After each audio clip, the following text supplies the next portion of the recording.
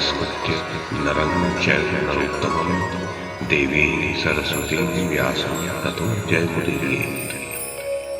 ओम नमो भगवते वासुदेवाय, ओम नमः पितामहाय, ओम नमः प्रजापतिभ्यः, ओम नमः कृष्णद्वैपायनाय, ओम नमः सर्वविघ्नविनायकेभ्यः।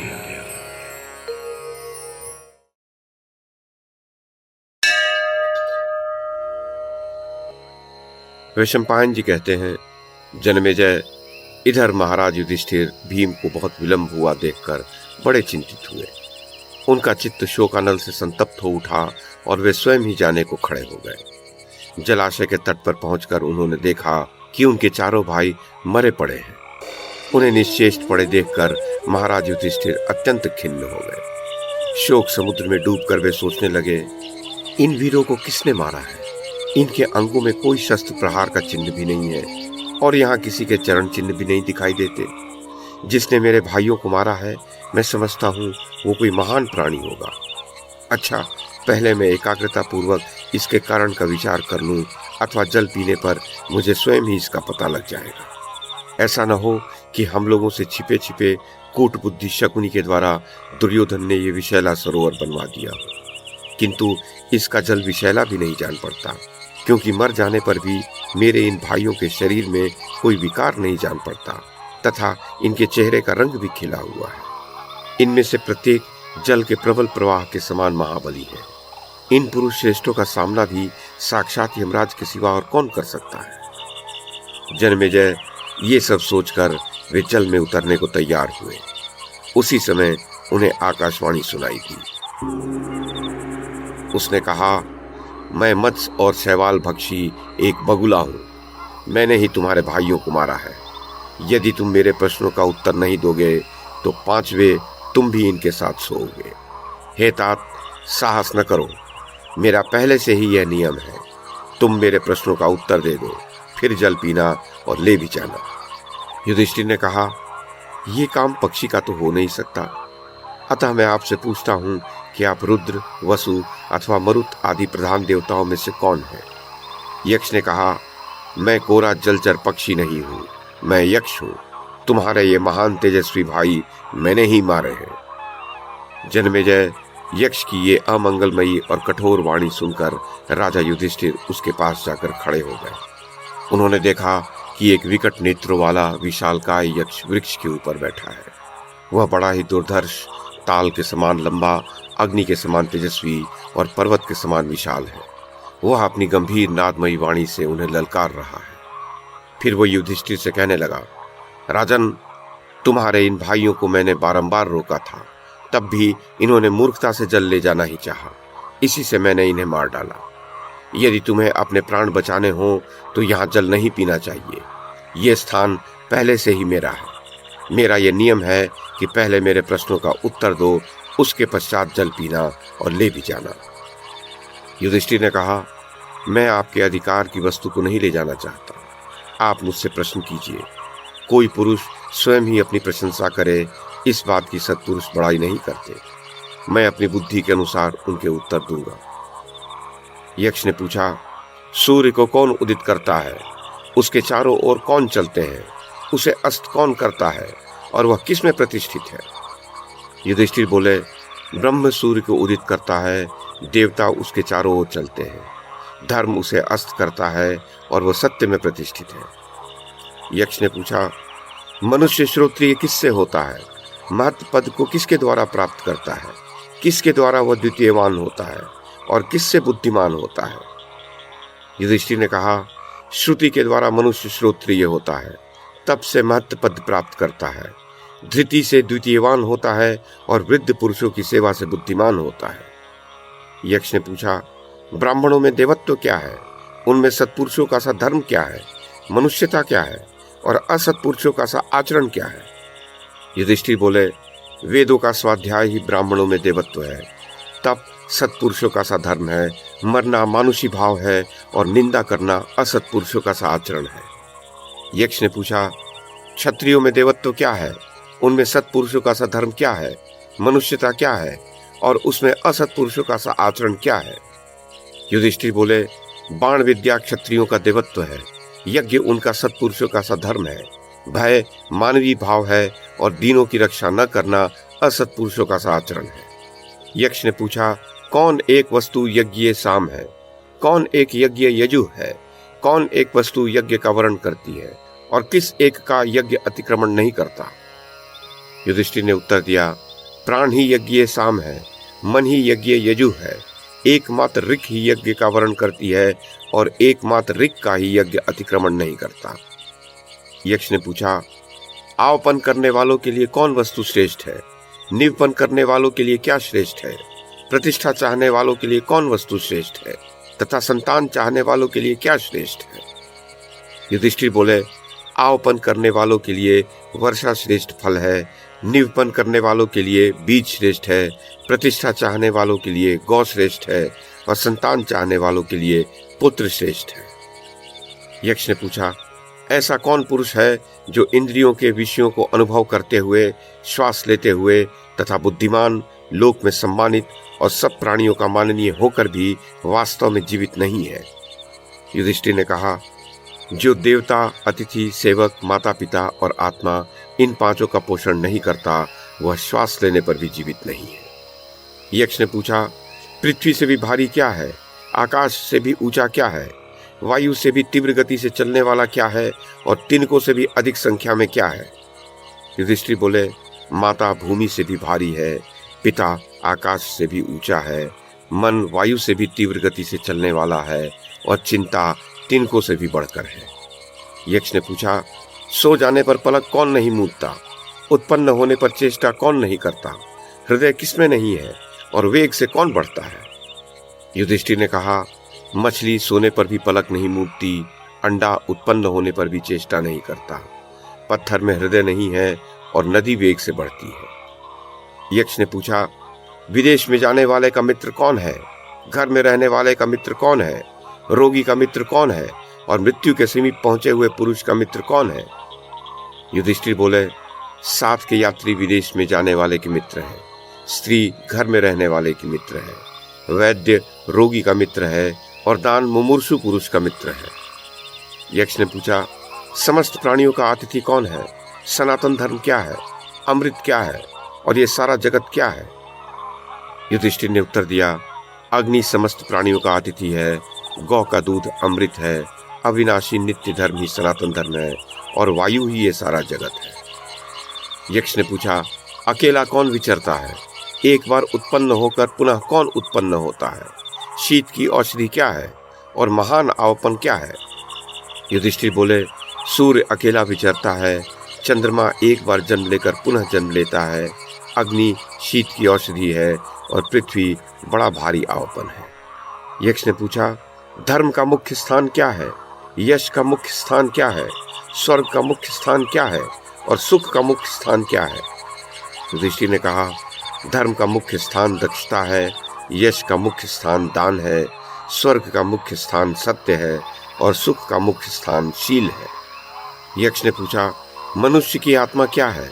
उसका दैवकृत सखा कौन है? उपजीवन क्या है और उसका परम आश्रय क्या है? युधिष्ठिर बोले, पुत्र मनुष्य की आत्मा है, स्त्री उसका दैवकृत सखा है, मेघ उपजीवन है और दान परम आश्रय है। यक्ष ने पूछा, धन्यवाद के योग्य पुरुषों में उत्तम गुण क्या है? धनों में उत्तम धन क्या है? लाभों में प्रधान लाभ क्या है और सुखों में श्रेष्ठ सुख क्या है? युधिष्ठिर बोले, धन्य पुरुषों में दक्षता ही उत्तम गुण है, धनों में शास्त्र ज्ञान प्रधान है, लाभों में आरोग्य प्रधान है और सुखों में संतोष श्रेष्ठ सुख है। यक्ष ने पूछा, लोक में श्रेष्ठ धर्म क्या है? नित्य फल वाला धर्म क्या है? किसको वश में रखने से शोक नहीं होता और किन के साथ की हुई संधि नष्ट नहीं होती? युधिष्ठिर बोले, लोक में दया श्रेष्ठ धर्म है, वेदोक्त धर्म नित्य फल वाला है, मन को वश में रखने से शोक नहीं होता और सत्पुरुषों के साथ की हुई संधि नष्ट नहीं होती। यक्ष ने पूछा, किस वस्तु के त्यागने से मनुष्य प्रिय होता है? किसे त्यागने पर शोक नहीं करता? किसे त्यागने पर वह अर्थवान होता है और किसे त्याग कर सुखी होता है? युधिष्ठिर बोले, मान को त्यागने से मनुष्य प्रिय होता है, क्रोध को त्यागने पर शोक नहीं करता, काम को त्यागने पर वह अर्थवान होता है और लोभ को त्याग कर सुखी होता है। यक्ष ने पूछा, ब्राह्मण को किस लिए दान दिया जाता है? नट और नर्तकों को क्यों दान देते हैं? सेवकों को दान देने का क्या प्रयोजन है? और राजा को क्यों दान दिया जाता है? युधिष्ठिर ने कहा, ब्राह्मण को धर्म के लिए दान दिया जाता है, नट नर्तकों को यश के लिए दान देते हैं, सेवकों को उनके भरण पोषण के लिए दान दिया जाता है, और राजा को भय के कारण दान देते हैं। यक्ष ने पूछा, जगत किस वस्तु से ढका हुआ है? किसके कारण वह प्रकाशित नहीं होता? मनुष्य मित्रों को किस लिए त्याग देता है और स्वर्ग में किस कारण से नहीं जाता? युधिष्ठिर ने कहा, जगत अज्ञान से ढका हुआ है, तमोगुण के कारण वह प्रकाशित नहीं होता, लोभ के कारण मनुष्य मित्रों को त्याग देता है, और आसक्ति के कारण वह स्वर्ग में नहीं जाता। यक्ष ने पूछा, पुरुष किस प्रकार मरा हुआ कहा जाता है? राष्ट्र किस प्रकार मरा हुआ कहलाता है? श्राद्ध किस प्रकार मृत हो जाता है, और यज्ञ कैसे मृत हो जाता है? युधिष्ठिर बोले, दरिद्र पुरुष मरा हुआ है, बिना राजा का राज्य मरा हुआ है, श्रोत्रिय ब्राह्मण के बिना श्राद्ध मृत हो जाता है, और बिना दक्षिणा का यज्ञ मरा हुआ है। यक्ष ने पूछा, दिशा क्या है? जल क्या है? अन्न क्या है? विष क्या है? और श्राद्ध का समय क्या है? ये बताओ। युधिष्ठिर ने कहा, सत्पुरुष दिशा है, आकाश जल है, गौ अन्न है, कामना युक्त प्रार्थना विष है, और ब्राह्मण ही श्राद्ध का समय है। यक्ष ने पूछा, उत्तम क्षमा क्या है? लज्जा किसे कहते हैं? तप का लक्षण क्या है? और दम क्या कहलाता है? युधिष्ठिर ने कहा, द्वंद्वों को सहना क्षमा है, न करने योग्य काम से दूर रहना लज्जा है, अपने धर्म में रहना तप है, और मन का दमन दम है। यक्ष ने पूछा, राजन, ज्ञान किसे कहते हैं? शम क्या कहलाता है? दया किसका नाम है? और सरलता किसे कहते हैं? युधिष्ठिर बोले, वास्तविक वस्तु को ठीक ठीक जानना ज्ञान है, चित्त की शांति शम है, सबके सुख की इच्छा रखना दया है, और समचित्त होना सरलता है। यक्ष ने पूछा, मनुष्यों का दुर्जय शत्रु कौन है? अनंत व्याधि क्या है? साधु कौन माना जाता है, और असाधु किसे कहते हैं? युधिष्ठिर ने कहा, क्रोध दुर्जय शत्रु है, लोभ अनंत व्याधि है, जो समस्त प्राणियों का हित करने वाला हो वो साधु है, और निर्दयी पुरुष असाधु है। यक्ष ने पूछा, राजन, मोह किसे कहते हैं? मान क्या कहलाता है? आलस्य किसे जानना चाहिए, और शोक किसे कहते हैं? युधिष्ठिर बोले, धर्म मूढ़ता ही मोह है, आत्माभिमान ही मान है, धर्म न करना आलस्य है, और अज्ञान शोक है। यक्ष ने पूछा, ऋषियों ने स्थिरता किसे कहा है? धैर्य क्या कहलाता है? स्नान किसे कहते हैं, और दान किसका नाम है? युधिष्ठिर ने कहा, अपने धर्म में स्थिर रहना ही स्थिरता है, इंद्रिय निग्रह धैर्य है, मानसिक मलों को छोड़ना स्नान है, और प्राणियों की रक्षा करना दान है। यक्ष ने पूछा, किस पुरुष को पंडित समझना चाहिए? नास्तिक कौन कहलाता है? मूर्ख कौन है? काम क्या है? और मत्सर किसे कहते हैं?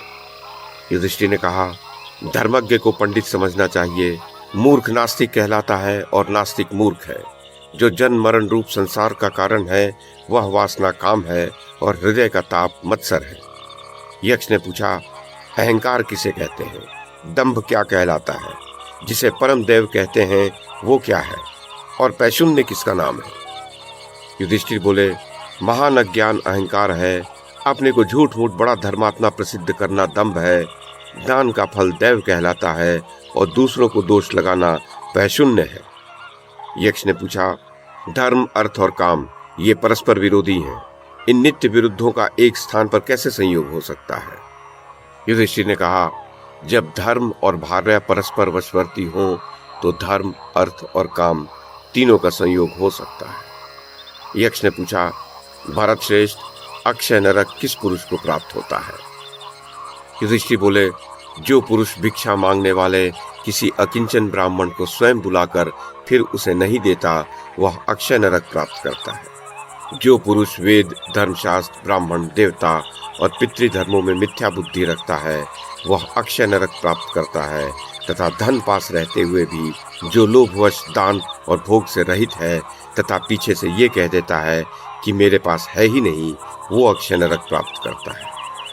यक्ष ने पूछा, राजन, कुल, आचार, स्वाध्याय और शास्त्र श्रवण इनमें से किसके द्वारा ब्राह्मणत्व सिद्ध होता है? ये बात निश्चय करके बताओ। युधिष्ठिर ने कहा, प्रिय यक्ष, सुनो, कुल, स्वाध्याय और शास्त्र श्रवण, इनमें से कोई भी ब्राह्मणत्व में कारण नहीं है। निसंदेह आचार ही ब्राह्मणत्व में कारण है।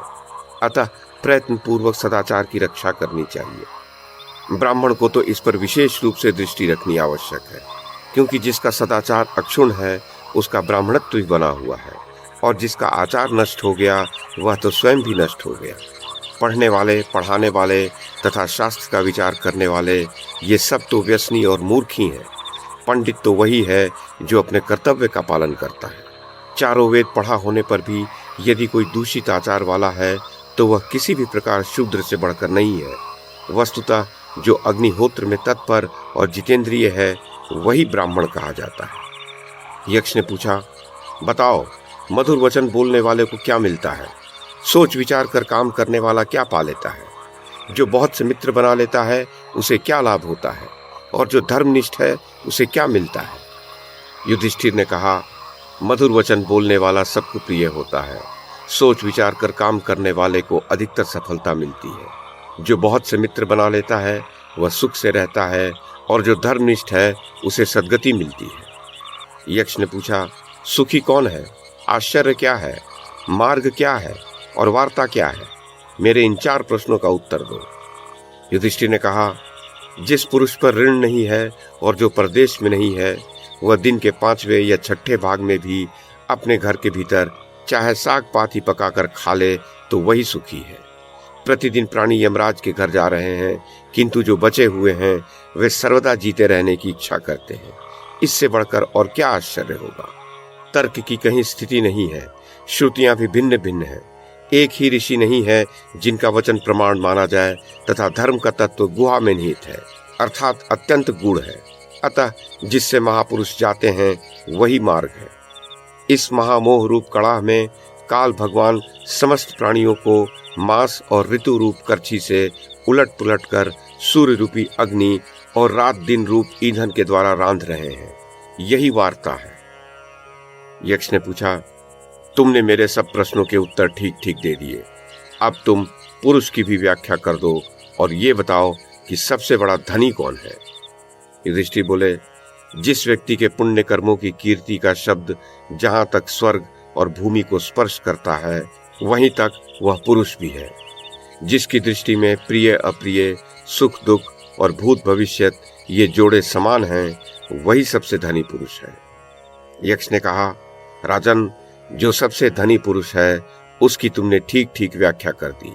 अतः अपने भाइयों में से जिस एक को तुम चाहो वह जीवित हो सकता है।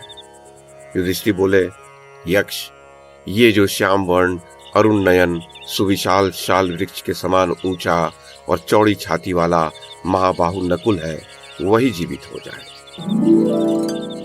यक्ष ने कहा, राजन, जिसमें 10 सहस्त्र हाथियों के समान बल है उस भीम को छोड़कर तुम नकुल को क्यों जिलाना चाहते हो? तथा जिसके बाहुबल का सभी पांडवों को पूरा भरोसा है उस अर्जुन को भी छोड़कर तुम्हें नकुल को जिला देने की इच्छा क्यों है?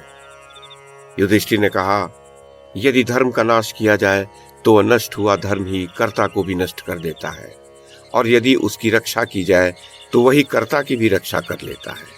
इसी से मैं धर्म का त्याग नहीं करता, जिससे कि नष्ट होकर धर्म ही मेरा नाश न कर दे।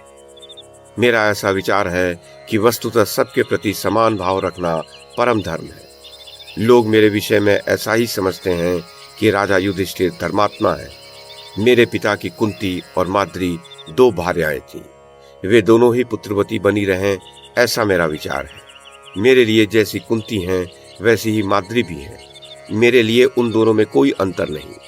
मैं दोनों माताओं के प्रति समान भाव ही रखना चाहता हूँ। इसी कारण से मैं चाहता हूँ कि नकुल जीवित हो जाए। यक्ष ने कहा, भरत श्रेष्ठ, तुमने अर्थ और काम से भी समता का विशेष आदर किया है, अतः तुम्हारे सभी भाई जीवित हो जाएं।